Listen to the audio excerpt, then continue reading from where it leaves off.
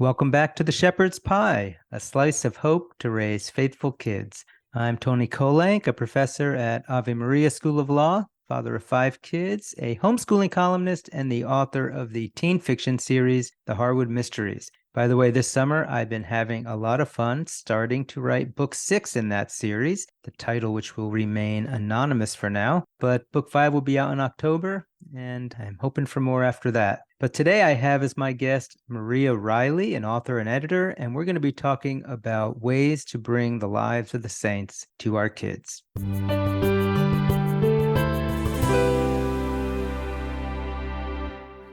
My guest today is Maria Riley. She's a Catholic author and editor who loves writing stories that teach the faith in simple and engaging ways. She is the author of a Catholic children's chapter book series called Adventures with the Saints, which we'll be talking a lot about today.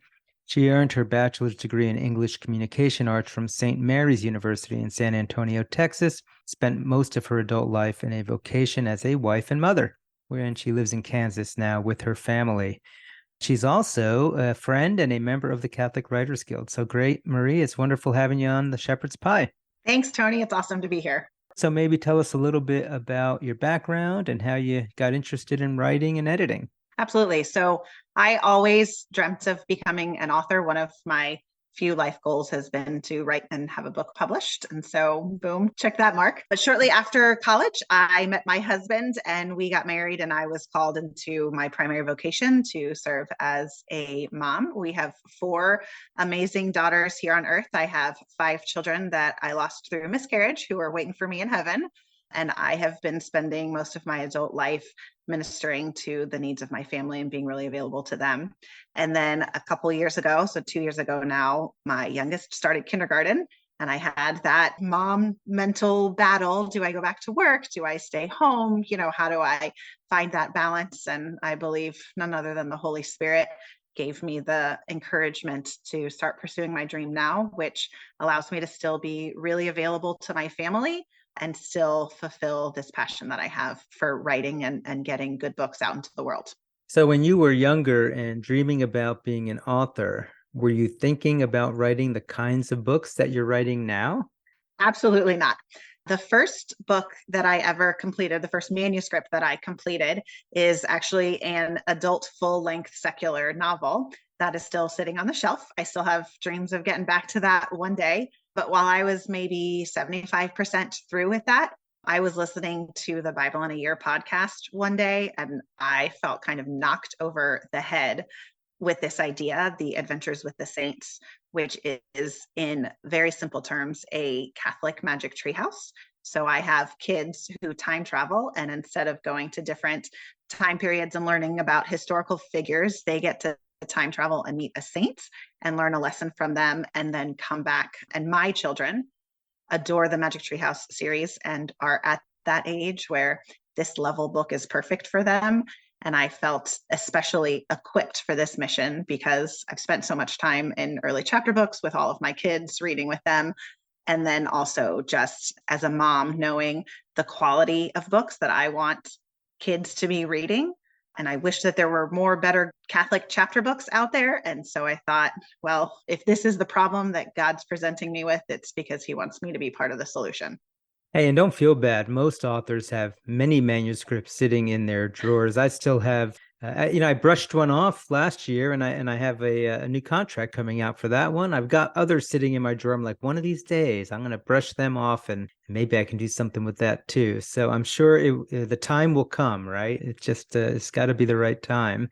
But yeah, Magic Treehouse. My kids loved that. My younger kids especially loved that series. So, all right. So you've already started. Tell me a little bit about this series that you started, Adventures with the Saints. So let me hear more about this time traveling and how that factors into everything. So I wrote this series really as a gift and homage to my own children. So 3 of my 4 daughters were adopted through foster care. And so the first book, which is St. Joseph, the foster father saint, there is a foster child named Joshua who is being adopted by a Catholic family, but he is not sure if the Catholic parents can love him as much as a biological child. And so he is talking to his new brother and sister about it. And they each have special items from each of their families of origin. And so Joshua has a special cross from his birth mom. Luke, his older brother, who is also adopted, but just adopted as a baby a long time ago, he has a baptismal candle from his family of origin. And then Becca, who is the parents' biological child, she has her baptismal Bible. And when those three special items come together, St. Raphael, the patron saint of travelers, appears and opens a portal for them to travel through. And so that's how they get to do time travel. And St. Raphael comes and represents the guardian angels. And so in order to return, they pray the guardian angel prayer. And then Raphael comes back and brings them back to the present. Now, do the kids get any input into where they're being sent, or does Raphael just know what's best for them? So Raphael knows what's best for them. And so the first book, it's very obvious where they're going because they go back to the time of Jesus's birth and they can see the star of Bethlehem right over the manger. And so they know right where to go. But in the subsequent books, they have to kind of figure out like, okay, why did St. Raphael bring us here? And what's our lesson that we need to learn? How long are these books, and what age range are they for? So I recommend them for about first through third grade. They are at a third grade reading level. I've tried to be very deliberate about my word choices and sentence length and all of that sort of stuff as I'm going through it. But adults really have loved it. And so, like you were reading in my bio, one of my big things is really making sure that the faith is simple and accessible.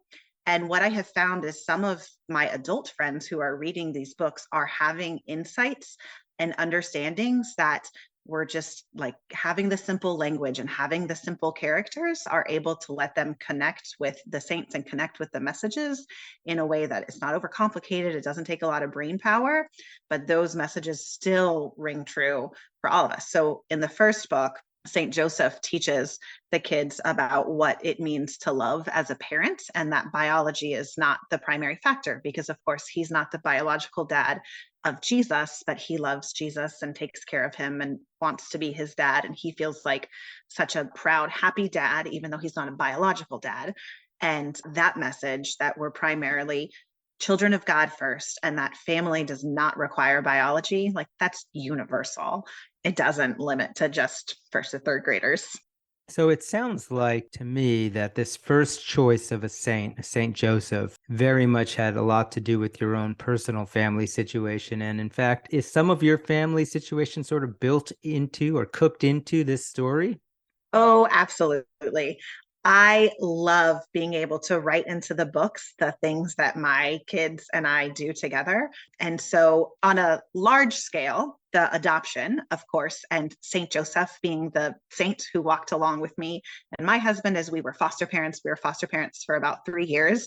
We adopted twins who are obviously related to each other. And then we adopted another child who is not related to the twins, which was its own journey. And St. Joseph was there with us the whole way. But then also some of just like the simple things, like in the second book, they go to the pool and they go down the water slide together and they splash and throw the water football together. And that's what my kids and I like to do.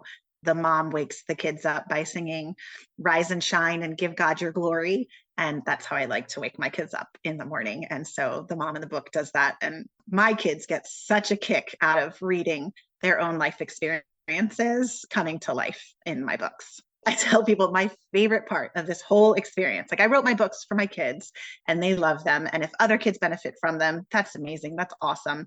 But really it's a gift to my kids. And the best gift they gave back was they told me they went to school one day and their teacher said, "Who's your favorite author?" And they said, "My mom is." And it's like, oh, best moments. Like, I don't care how many awards I get. I don't care how many books I sell. Like, I'm successful because that is all I needed to warm my mommy heart. That makes it all worth it. Although you mentioned awards you actually were recognized by the Catholic Media Association recently for this exact book, right? They gave you an award for being one of the best books out there for youth. I did. And that was such an honor that I just received. And it makes me humble to be on a list among so many other authors. You, of course, Tony, won first place in that category, which was phenomenal. And it really was nerve-wracking putting my book out there. And then just so kind of reassuring, like I'm on the right track and other people are recognizing what I'm doing, and that the books are good quality books for our youth, and we need more good books for our youth. Yeah, so let's use this as a good segue then, because we want to be talking about how we can bring the saints to our kids. But maybe the question to ask before that is, why would we want to bring our saints to the kids? And, you could have written a book about anything. You could have written a Junie B. Jones recap and had just as cool foster kids in there, but you chose to do it about the saints and Saint Joseph in this first book. What is it about the saints that made you feel like we needed another book on saints for our kids? When I was growing up, so I'm a cradle Catholic and I've always loved our faith, but I really struggled with a personal relationship with the saints because the saints always felt really distant to me. They seemed like super holy people who had, no concept of what my everyday life was like. A lot of the saints that I was learning about were martyrs or priests or nuns, and people who just weren't kind of everyday normal type of people. And as I have grown, I have really enjoyed in my adulthood developing a relationship with various saints for different things, like Saint Joseph, of course, as a foster parent. And then Saint Therese was my second book. And she has been one who has been really instrumental in teaching me the little way that I don't have to do these great, huge, amazing things. If I can just do little things every day with the love of Jesus in my heart, I can secure myself a path to heaven. And like, that's all I want. I just want to go to heaven. I want my kids to go to heaven. And she gives us this simple path, which is why I chose her for my second book. But on the outside, she's really not accessible. She was very young. She lived, 150 years ago. She was in a convent. It's not obvious to be able to connect with her. And so what I really wanted was, instead of including histories and dates and, a bunch of names and a nonfiction book about the saints, I wanted a story where kids could connect with the characters, see themselves as the characters, and recognize things from their own life, just simple living the faith. Sometimes it's just fun stuff. Sometimes it's remembering to say grace before dinner, like that sort of stuff. And then they can still connect with these saints and get a message that is applicable and relevant to children today. And you're right. I mean, it seems like so many saints, the way they're presented makes them less accessible. So actually, that makes me wonder a little bit about research. When you're researching these saints, there's a lot of, now, I mean, I know Saint Therese wrote that wonderful story of her life, which I thought actually in some ways would be very accessible to kids, because you kind of see she was a bratty little child. So most kids can relate to that. But what kind of research do you do? And do you try to, when you're writing a book like this, keep the book very historically grounded? Because obviously there's some limits to that too. So I don't. So there are 8 chapters in each of my books, and there are only usually 2 or maybe 3 chapters that involve the saints. So most of the book, more than half of the book, is the children in present day dealing with whatever they're doing. In the third book, which is St. John Bosco, that one will be releasing on August 12th. The kids are going back to school. And so the first couple chapters are back to school shopping and preparing and laying out clothes for school and getting their school supplies. And that sort of accessible, these are kids just doing what kids do. And then they time travel and learn a lesson about bravery and God providing from St. John Bosco. So I spend so much time doing research. I love really getting to know these saints, and I'm probably equipped to write like actual nonfiction biographies of these saints by the time I finish the research. And what actually goes into the book, just a tiny little bit of it. And what I really focus on when I'm doing my research is I want to know the saint, and I pray to the saint for understanding. I ask them to help guide my book and to make sure that I am representing their message and their essence as well as I possibly can. But really, I don't worry about the historical accuracy or any of that sort of stuff. I want it to just be an easy story for kids to digest. And you're picking some great ones. Your first 3 are 3 of my favorites. Obviously, Joseph, Saint Therese, and I don't know if you know this, but I went to a Salesian high school, so Don Bosco Tech. But yeah, they love Saint John Bosco, so we got to hear all about him and what an amazing saint he was for the young. So So maybe that's the next question, maybe is if we are trying to bring saints to our kids, are there certain saints that we should be gravitating towards? I mean, like, how are you picking these? And maybe how should parents or teachers be thinking about that? Yeah, so I think when it comes to parents and teachers, a primary guider should be if you know and love that saint. I think that kids can really recognize when adults are interested and passionate. And I think that is really one of the great lessons of St. John Bosco, is that he really cared about the kids and he got on their level. He looked them in the eye and gave them all respect, including that in our lessons. And so if there's a saint that you don't really connect with, the lesson probably won't go over super well with your students.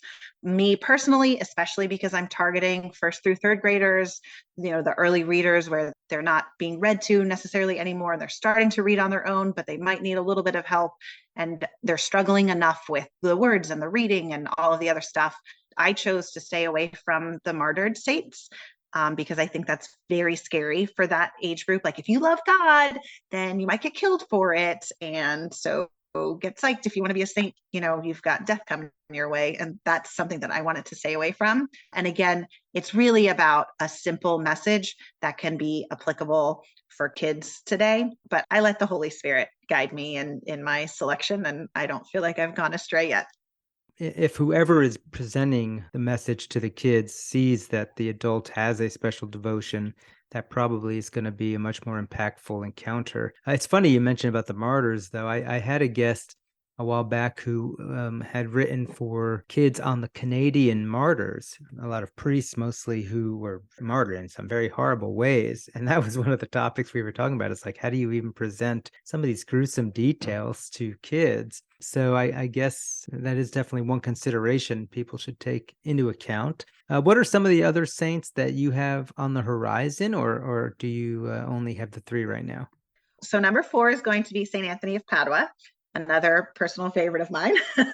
And then the other two that I definitely know are coming is going to be St. Nicholas at some point, and then St. John Paul II. Those are the other two whom I have a really great personal relationship with already. But I want to incorporate in more female saints, and I want to make sure that there's a good balance with that. And so I've just started on St. Anthony. And then as that one gets ready to go, I'm just going to pray for guidance of who should be next. So the kids are loosely following a school year. So it started in the summer. The adoption was in the summer. And then St. Therese was still summertime. And then St. John Bosco is the first day of school. And so Joshua, the adopted child, has his first day and he's very nervous. And it's a new school and new friends and new classrooms. And I think all kids can really relate to the first day jitters. And then they're going to go through. So around Christmas time, we'll get to St. Nicholas. That's great. And we're recording today on the feast of St. Anthony of Padua. I'm sure you knew that, but he's also my name saint. I remember my mom, when I was a kid, we had a little Italian church nearby us in New Jersey, and they would make St. Anthony bread. Have you ever had St. Anthony bread? I haven't, but today I'm going to enjoy. So I had the privilege of going on a pilgrimage to Portugal back in November, and I attended the church that is his birth site. I got to venerate a relic there of his. It was absolutely phenomenal. That was actually what I was toying with, a couple of different saints. And then I found out that day one of my pilgrimage was going to his birthplace and venerating his relic. And I was like, okay, God, like, I hear you. And so they pass out pieces of the bread, and I have kept it since November. And we're supposed to keep it and then enjoy it all together as a family tonight. Oh, wonderful. Yeah, I haven't had it since I was a kid, but it was really interesting. St. Anthony bread, that was great. Which is, I guess, another way that we can bring the saints to our kids is the way that so many ways that the church brings things to us, which is through the material world. Like, why not have St. Anthony bread? I'm not really sure why there is such a thing as St. Anthony bread, but I know it's pretty cool that there is. So are there other things that you're encountering as you're writing these books that could give folks ideas on how to bring the saints down to their kids? Well, so one of the other things that I have found that is really helpful as a parent, it is a little bit more difficult if you're an educator, I think, but as I encounter things that I love and find fascinating, I incorporate it into everyday sort of conversations. Dinner talk is, oh my gosh, I was reading this book today, and can you believe I just learned that, whatever cool fact about a saint, or things like the bread or special medals and gifts and things that are passed down from generations. I love the idea of incorporating in physical things with the kids, but my biggest strive when it comes to introducing my kids to the saints, and what I think other parents should really work towards, is keeping it simple and relatable, accessible to their age and where they are. Because I did not know all of the things that I know about all the saints I do when I was a kid. And when facts were kind of thrown at me, it was just like too much for me to process. And so I just kind of shut it all down. It wasn't fun. It wasn't interesting. And so keeping it at a children's level and making sure you know your audience. Yeah, and I guess that ties back into what you were saying on how you're doing your book. So you're saying out of 8 chapters, you might have 3 where the saint's there. And it sounds like in your 3 chapters with the saints that you really focus on a certain aspect of that saint that really ties into whatever theme you're using in your book. And I think that illustrates for us a little bit maybe how you can bring the saint in a more simple way to the kids, like you were just talking about. Absolutely. So like in my St. John Bosco book, which is the one that will be coming out in August of this year, the children are, Joshua especially, is feeling nervous about his first day of school. And so they time travel back and they meet John Bosco in the middle of one of his street circuses, which if you don't know about John Bosco, you should learn about him. He's a phenomenal person who had amazing human talent, and he could do all sorts of entertaining things. So that's fun and engaging. And so the kids get to see him not as just a priest behind the altar, but as a priest who's juggling and doing handstands and having fun. And John Bosco, I feel like there are so many lessons and things that you can take away, especially about his preventative system and his discipline and his love for the poor children and never turning his back on anyone, regardless where they came from. But for the context of my story, that was not the message that John Bosco had to share. And John Bosco's message for my kids is that God always provides, and we have to trust in him, even if we don't know what's going to happen. He's the good shepherd, and he will take care of us, even if we can't see the future.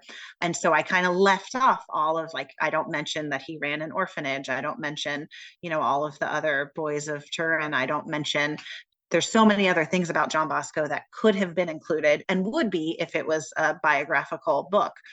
But instead, for this purpose, it's let's learn a very simple lesson from John Bosco and take one thing that kids at this age can remember. And so for his example, I used Grigio, who is the wolf that God sent. He called him his guardian angel. And this wolf would appear and protect John Bosco when he was walking through unsavory parts of town, and then he would disappear when he wasn't necessarily needed. And so John Bosco knew that he was always protected, both spiritually by God, but then also literally in the world by having a wolf protector. And so God provides and God protects. And so, like, a saint who has a super awesome attack dog, right? Like, that's fun and really accessible, and also a great lesson for kids to remember that in your time of need, God will provide. That is a great lesson. If folks want to get their hands on all these books, whether it's St. Joseph, St. Therese, or soon, very, very soon, St. John Bosco, where can they go and how do they order these? Awesome. So the best way to get them is through my website, which is mariarileyauthor.com.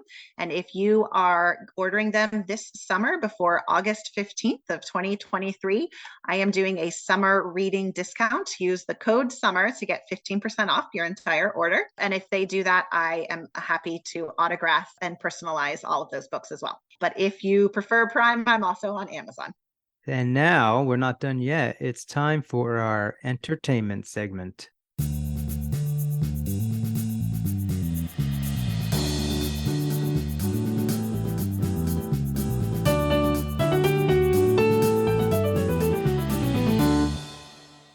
In our entertainment segment, I like to ask our guests if they have any books or movies that they are reading with their families that might be good to share with our families. And Maria, I understand you've been reading something that's a lot of fun with your kids. I have. So I have been going through the Armor of God chapter book series that's written and illustrated by Theresa Linden. She has a 6-book series, and we have just finished up book number 3. So she has taken her inspiration from Ephesians 6-17, which is the armor of God. So like the first one is the belt of truth, and she goes through each of them. And so while they are deeply scriptural and inspired by scripture, they are really very similar to mine in that they're a fun, entertaining story with good characters that the kids can get attached to, that they get interested and kind of pulled into the story. And it's not overly preachy or too intense for children to digest. And what age range would you recommend this for? So it could be a great read aloud for younger kids in first, second grade, but my 4th and 5th graders read them independently. These are really, really great fun books. All right. So the Armor of God series by Theresa Linden. And she is also, by the way, I always need to put a plug in for CatholicTeenBooks.com because she's actually one of our Catholic Teen Books authors and has several series out there. After you get done checking out MariaRileyAuthor.com, you need to also check out CatholicTeenBooks.com for other Christian books for our kids, not just for Catholics. Anyway, Maria, it has just been wonderful having you on the show today and talking all about your books and all the cool things that you're doing. Awesome. Thank you, Tony, so much for having me. It's been a pleasure. Unfortunately, we are out of time. We've been talking with Maria Riley about her Adventures with the Saints books and different ways that we can use to bring the saints to our kids. This is Antony Barone Kolenc. If you have a question for me or you want me to talk about a particular topic, just drop me a line on my website, antonykolenc.com, and you can learn more about my medieval series for kids, The Harwood Mysteries. Until next time, may God bless you and your families as we work together to raise faithful kids.